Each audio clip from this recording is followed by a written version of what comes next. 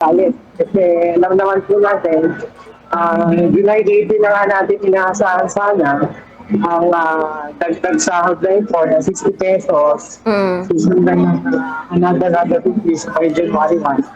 Pero nandun na tayo sa balita na para kang ika nga para like a thief in the night, no? Kahapon ay tumambad yung balita na yun nga.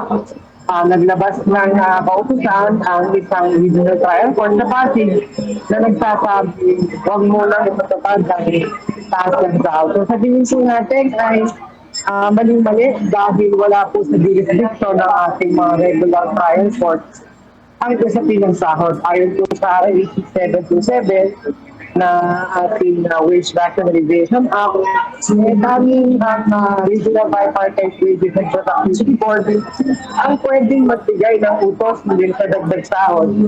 At kung meron po problema, ang sino man dito sa kanilang kautusan, ay hindi po ang korte ang proper forum na puntahan. Dapat po nagtumo ang mga petitioner sa National Wages and Productivity Commission at kung gusto pa nila ng wages after that, diretso po sila sa Court of Appeal. Hindi po pwede sa ating regular regional trial. Okay. Pero eto sir, ngayon, pwede pa naman ito kung sakali na i-apila sa pamamagitan po ng mga legal na hakbang, sir. Parang hindi pa naman po ito endpoint kung sakali, sir. Kaya lang po, na-permission of yung mga manggagawa natin. Sabi ko nga po, at least for NCR, ito pong higit 1 milyong manggagawa na minimum wage earners, inaasahan na sila July 18, nausog ng July 25.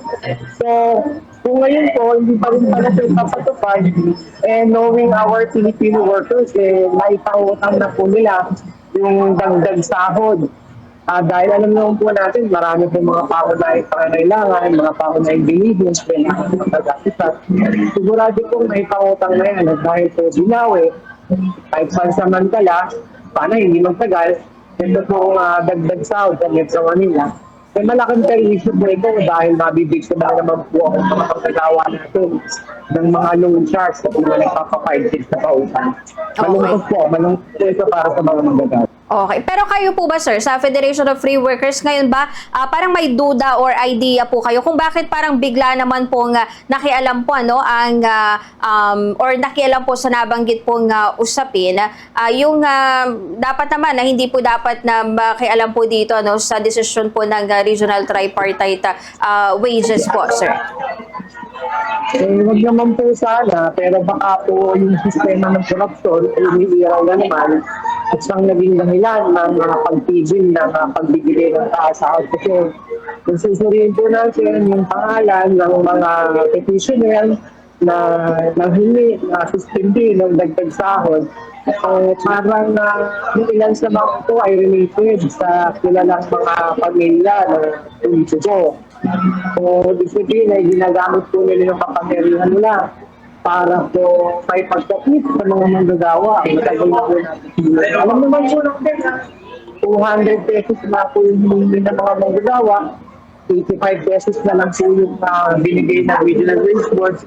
Bitin na nga po ito, tayo-tayo pa. Tapos ngayon, biglang babawiin. So, mukha po there are forces, strong dark forces, behind ng petition. And we won't take this sitting down.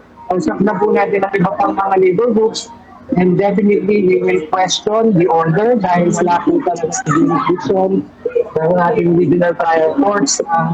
Ang anumang pagbawi, pagtigil sa lawful order ng regional wage boards. Ang regional wage boards lamang at ng Kongreso at Senado kung sila yung magpapasa ng batas na dagdag sahod ang maaaring makialam sa pilang sahod ng mga magsagawa ng private sector. Okay. Eto, last question na lang natin, Sir Julius. Kayo po ba may ngayon din, may parang pagkadismaya po sa DOLE na parang may pagkabigo pong ipagtanggol yung panukalang aumento na galing po sa kamakailan nga sa kanila, pinagmamalaki pa po itong 85 pesos po na sahod para sa mga manggagawa sa NCR, sir?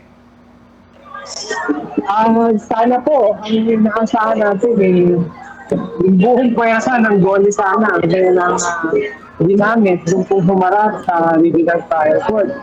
At the same time, nakita po natin sa kautusan na humarap din yung ating officer na Solicitor General. Labas po doon sa pagsimbot na there are certain laws pertain to the wage claims. Parang hindi po nanawagan na ma-dismiss ang petition na ito dahil nga po wala sa jurisdiction. So, hindi po natin tiyak kung ang mga legal minds ng ating administrasyon ay usap-usap bago humarap sa RTC. Baka kaya nila pipitching din ang palaban, hindi po napaghandaan, hindi po dapat kumantong sa pag-suspend dito dahil hindi po dapat nag-overreach, hindi dapat pinapakailaman ng RTC ang itating sahod na exclusively ay domain po yan ng OLS o magitan ng Regional Tripartite Wages and Productivity Boards at ng National Wage Productivity Board.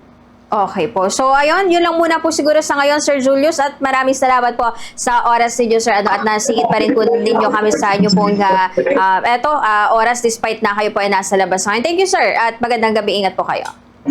Wala po naman. Happy weekend po sa ating lahat. Buhay po. Thank you po.